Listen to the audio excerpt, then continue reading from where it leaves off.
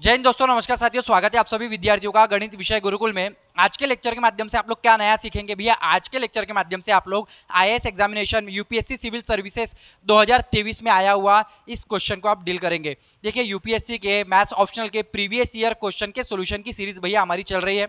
2020, 21, 22, 23, 24 के Indian forest services, UPSC के civil services IFOS, इन दोनों का मिला के मैं मैथ्स ऑप्शनल दोनों में है और दोनों के ही पीवाईक्यू के सोल्यूशन की सीरीज आप लोगों के लिए लेकर आया हूँ। मॉडर्न अलजेब्रा के बारे में हम लोग बात कर रहे हैं। इसके पहले हम लोगों ने मॉडर्न अलजेब्रा के बहुत सारे क्वेश्चंस को डील कर लिया है। मॉडर्न अलजेब्रा के बाद complex analysis, real analysis, differential calculus, integral calculus, ODE, PDE, इन सभी टॉपिक पर आपके जैसे वेक्टर कैलकुलस है, स्टैटिक्स है, डायनामिक्स है, उसके बाद आपका लीनियर अलजेब्रा है, न्यूमेरिकल एनालिसिस है, एलपीपी है, सभी पर हम लोग पीवाईक्यू के सॉल्यूशन की सीरीज लेकर आएंगे। चिंता करने वाली कोई बात नहीं है। मॉडर्न अलजेब्रा बहुत सारे विद्यार्थी डरते हैं थ्योरी से डरने वाली बात नहीं है। मैं आपको बहुत डिटेल में सॉल्यूशन प्रोवाइड कर रहा हूँ।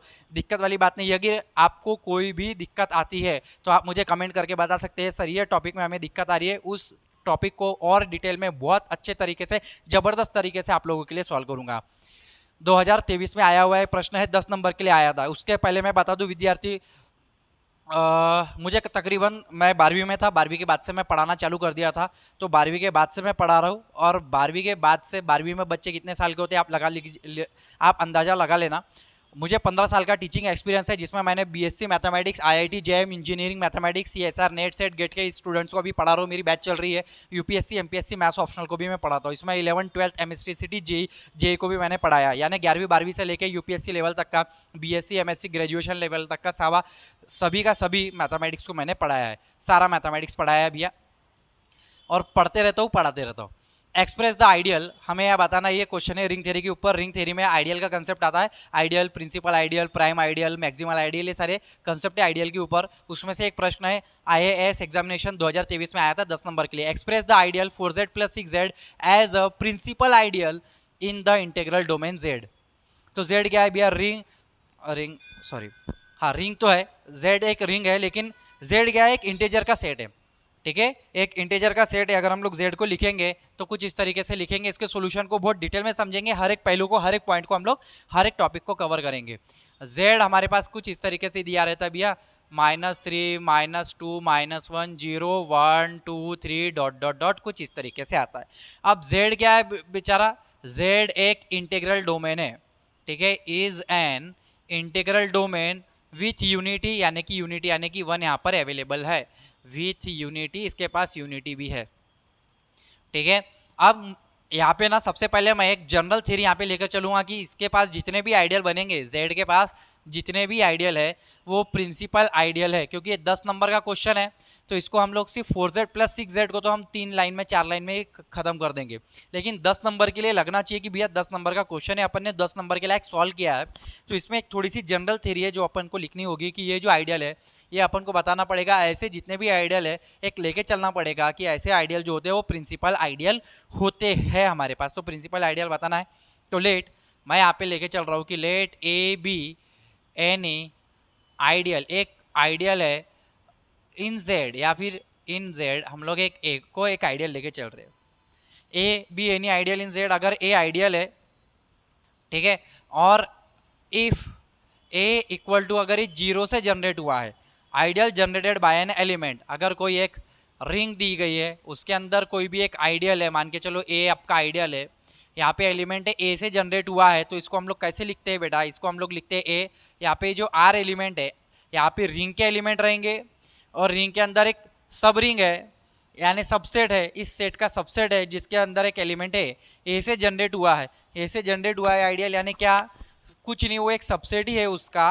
हम लोग ए को बोल रहे हैं कि भैया ए से जनरेट हुआ है, यानी कि हम लोग इस तरीके से ए लिख सकते हैं, या फिर ए ऐसा लिख सकते हैं, या फिर जनरेटेड बाय ए लिख सकते हैं। बहुत सारे तरीके, ए इंटू आर करने पर, आर बिलोंग्स टू आर लेने पर, फॉर सम ऐसा लिख देंगे, for some A belongs to capital A, तो ए इंटू आर, यहाँ पे ए यानी ये ऐसा सब रिंग, यानी ऐसा सेट है, अगर मैं रिंग के एलिमेंट्स को इसके साथ मल्टीप्लाई कर दूँ, या कोई भी ऑपरेशन, जो भी ऑपरेशन एक्स वाई जेड है, ठीक है, इसमें लगा दूँ, तो मेरे को ये इसकी जो प्रॉपर्टी ए आर, जो भी नया एलिमेंट आएगा वो इस सेट के अंदर की प्रॉपर्टी देगा, ना कि इसकी प्रॉपर्टी। ये जो रिंग है इसके अंदर जो एलिमेंट्स है उनकी अपनी रिंग के साथ वाली प्रॉपर्टी है।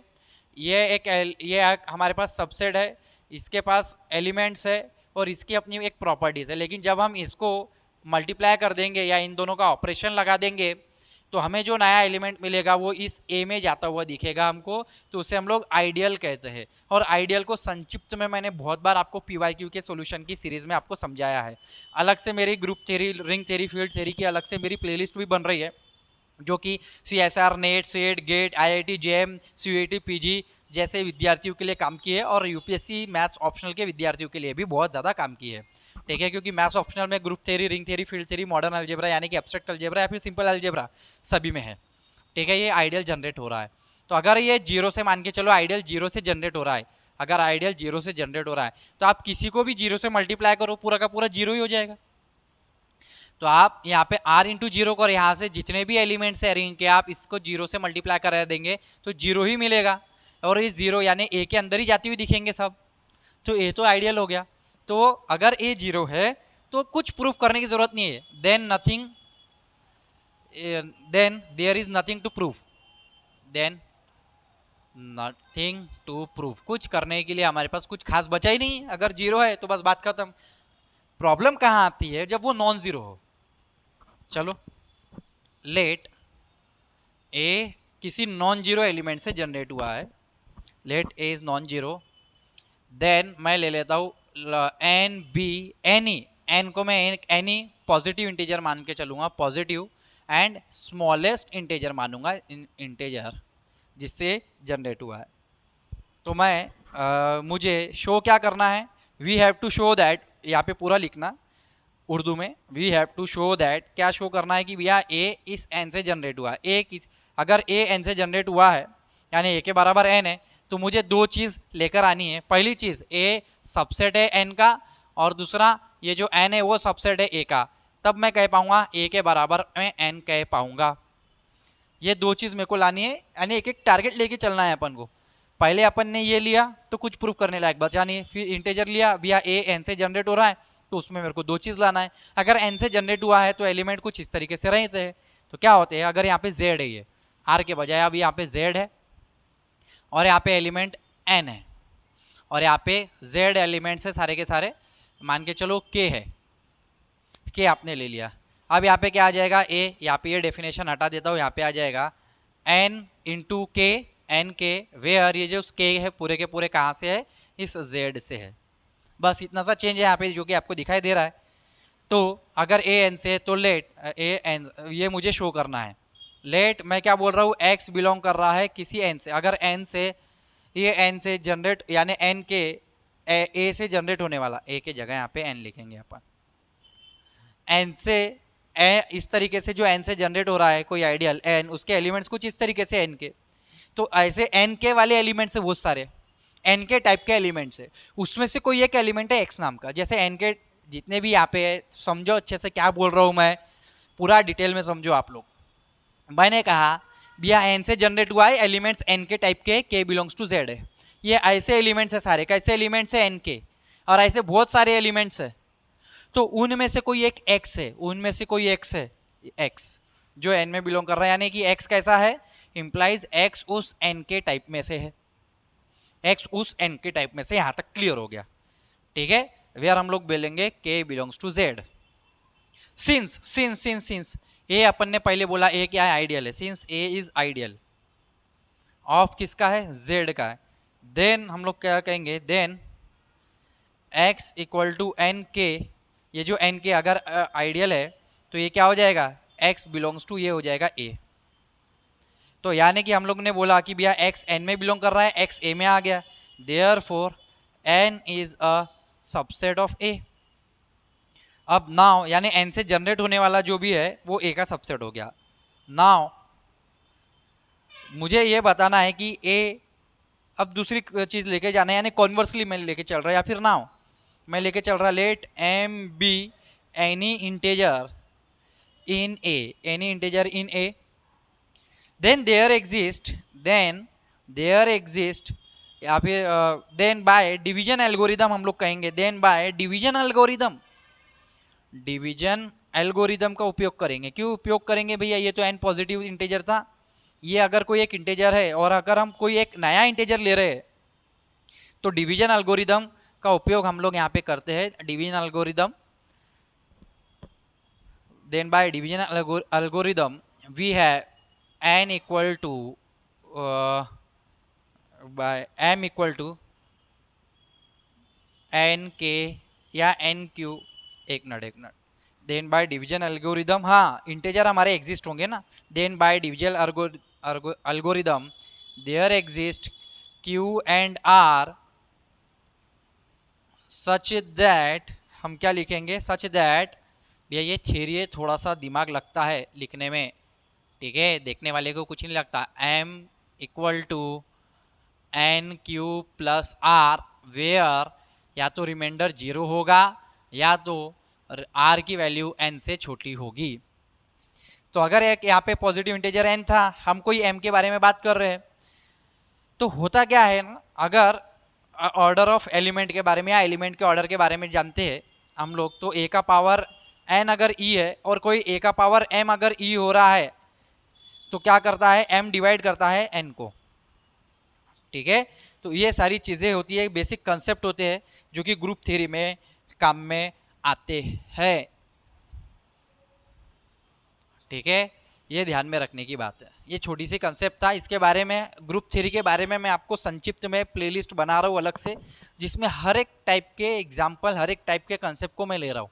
यहाँ पे मैं आपको प्रीवियस ईयर क्वेश्चन के सॉल्यूशन को डिटेल में समझा रहा हूँ, लेकिन उसमें भी आपको कंसेप्ट दोहरा रहा हूँ कि ऐसे ऐसे कंसेप्ट इसमें लगेंगे, क्योंकि सिर्फ PYQ मुंह फाड़ देना कैमरे में आके सामने, और वो भी ये ग्रुप थ्योरी है भाई, थ्योरी दिमाग में रख के इतना लिखना समझाना थोड़ा सा दम लगता है, ठीक है। m equal to N Q plus R, where r equal to 0, 0 less than r less than n, या तो अगर मैं इंटीजर को n को m से डिवाइड, m को अगर n से डिवाइड कर रहा हूँ तो मेरे को रिमाइंडर 0 मिलेगा या कुछ ना कुछ n से छोटी वैल्यू मिलेगी। अगर सॉरी अगर मैं r less then, if r less than n लेके चलूँ, देन क्या हो जाएगा? r लेस देन, ये तो कॉन्ट्राडिक्शन हो जाएगा। क्यों? क्योंकि मैंने बोला था n सबसे भी एनी पॉजिटिव स्मॉलेस्ट इंटीजर है, तो r अगर उससे लेके चलूंगा तो यहाँ पे कॉन्ट्राडिक्शन आ जाएगा। इसलिए देखो यहाँ पे क्या हो जाएगा, r इक्वल टू, ये क्या हो जाएगा? r equal to m minus n q for m comma n belongs to a,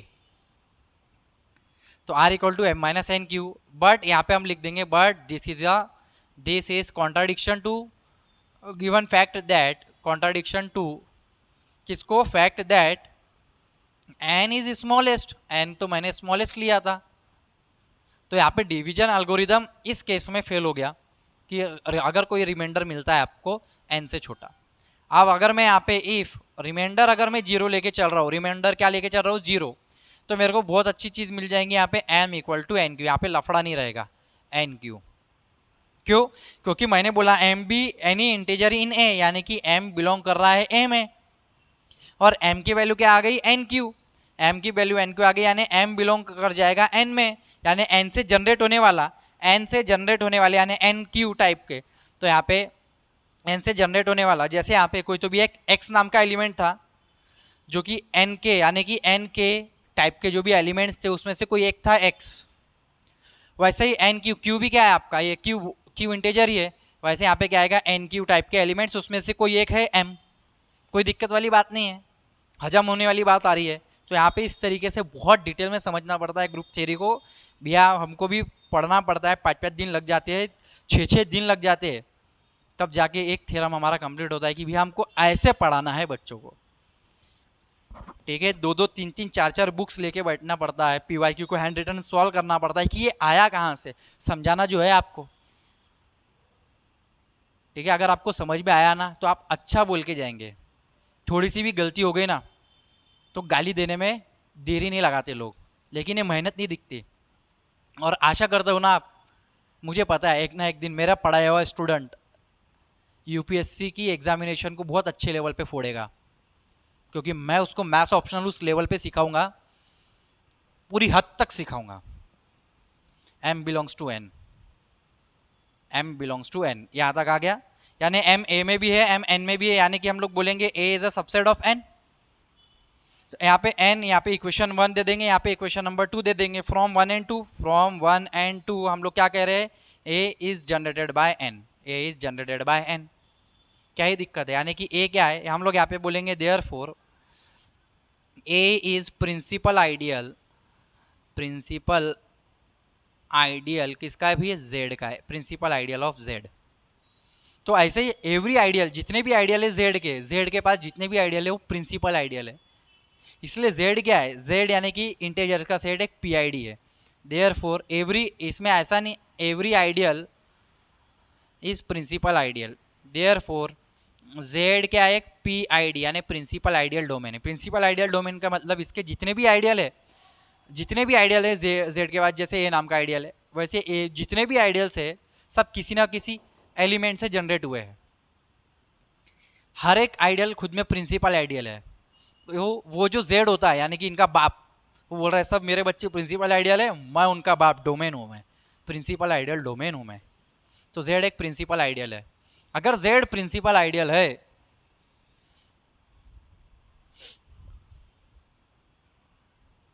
तो आगे बढ़ जाते हैं। अब इसके केस में आ गए हम लोग,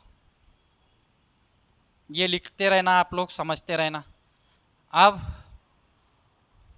मेरे पास पहले मैं 4z के बारे में बात करूंगा। 4z यानी कि कैसा है, यहाँ पे -8 -4 0 4 8, यानी कि ये 4 से जनरेट हुआ है। इसको आप लोग बोल सकते हैं 4m, m belongs to z।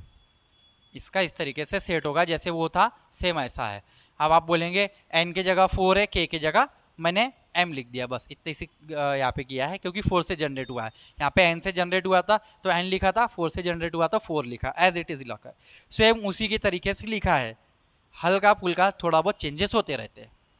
And 6z यानी कि 6 से जनरेट होने वाला, क्या आ जाएगा 6 से, -12 -6 0 6 12 डॉट डॉट डॉट इस तरीके से, यानी कि ये भैया 6 से जनरेट हुआ है।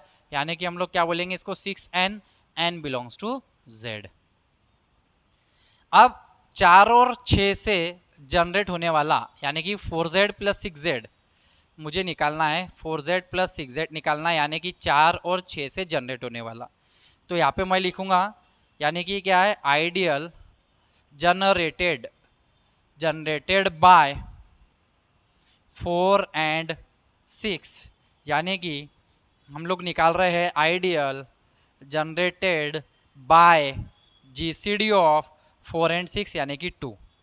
अब आप बोलेंगे सर जीसीडी क्यों लिया, समझाता हूँ मैं, यानी कि 4z plus 6z equal to आ जाएगा आपका 2z, यानी कि ये 2 से जनरेट हुआ है, यानी कि इसे हम लोग कुछ इस तरीके से लिखेंगे, एलिमेंट आ जाएंगे इसके, ये हो जाएगा आपका -6 -4 -2 0 2 4 6 डॉट डॉट डॉट इस तरीके से। यानी कि इसे को हम सेट में के फॉर्म पे लिखे तो हम इसको 2 into A where A belongs to z ऐसा भी लिख सकते हैं। तो क्योंकि प्रिंसिपल आइडियल, अगर आप सिंपल आइडियल के बारे में बात करेंगे ना, कि अगर ए आइडियल है और बी भी आइडियल है किसी रिंग आर का, ठीक है, तो ए प्लस बी भी आइडियल होगा। कब, उसमें कुछ कंडीशंस आ जाती है कि A B is a subset of A intersection B, बहुत कुछ उसमें प्रूफ करना रहता है। सिंपल आइडियल में ना खेल निराला नहीं रहता है, खेल थोड़ा सा अलग लेवल पे चलता है। सिंपल आइडियल में बहुत कुछ आपको देखना पड़ता है। लेकिन हम लोग जब बात कर रहे हैं प्रिंसिपल आइडियल की, तो प्रिंसिपल आइडियल के केस में क्या हो जाता है ना, जब आप 4 और 6z से, अगर आपका 2 आइडियल है आपके पास, और इन 2 आइडियल, ये आपके पास दोनों प्रिंसिपल आइडियल है, और जब 2 प्रिंसिपल आइडियल को मैं ऐड कर रहा हूँ, प्रिंसिपल आइडियल है ना, दोनों प्रिंसिपल आइडियल को ऐड कर रहा हूँ, तो भी यही थ्योरम निकल के आता है। और वो थ्योरम क्या कहता है कि जब आप ऐसे 2 प्रिंसिपल आइडियल को ऐड कर रहे हैं तो उससे जो नया आइडियल बनेगा वो उनका जीसीडी से बनेगा, ग्रेटेस्ट कॉमन डिवाइजर, जीसीडी। अरे भैया HCF LCM सी सेट में तो पढ़ेंगे ही। तो जीसीडी 4 6 यानी आता है 2। यानी आप बोलेंगे सर ये कैसे आ गया, 4 6 प्लस 4 और 6 को ऐड करेंगे जो 2 कैसे आ रहा है सर, ये आखिरी में समझा दो थोड़ा सा। चलो देखो, 0, अच्छा 0 प्लस 0 तो 0 आना है, यहाँ पे 0 आएगा कहीं ना कहीं। 4, यहाँ पे 4 दिख रहा है, 4 प्लस 0, यहाँ पे 4 तो आएगा, 4 माइनस 6 -2 आ जाएगा, 6 में से 4 गए 2 आ जाएगा, 8 में से 6 गए 2 आ जाएगा, 8 में से 12 गए -4 आ जाएगा, और 12 में से 8 गए 4 आ जाएगा। इस तरीके से आप चलेंगे तो ये पूरा का पूरा यानी कि 2 से जनरेट होने वाला आइडियल मिल जाएगा। तो इस तरीके से 10 नंबर का ये क्वेश्चन आपको डिटेल में मैंने एक्सप्लेन किया है। आशा करता हूँ कि मैं ये YouTube की जो आप लोगों के लिए इस तरीके से ये जो जर्नी लेकर आया हूँ मैं PYQ के सॉल्यूशन की, एक ही उद्देश्य, मैथ्स ऑप्शनल में हर एक ऑप्शनल के लोगों को बता देना है मैथ्स ऑप्शनल है क्या चीज़, पढ़ाने वाले कितने हो सकते हैं खतरनाक, क्या लेवल तक जा सकते हैं। मैथ्स ऑप्शनल वो चीज़ है जो एक अंदर से आग पैदा करती है। इस तरीके से अगर आपको क्वेश्चन समझना है तो मैं सब के PYQ के सॉल्यूशन लेकर आऊँगा।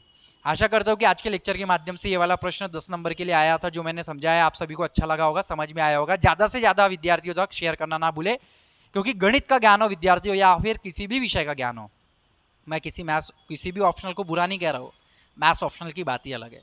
किसी भी विषय का ज्ञान हो बांटने से ही बढ़ता है। मिलेंगे अगले वीडियो में, तब तक के लिए जय हिंद, जय भारत, वंदे मातरम साथियों, धन्यवाद आप सभी का।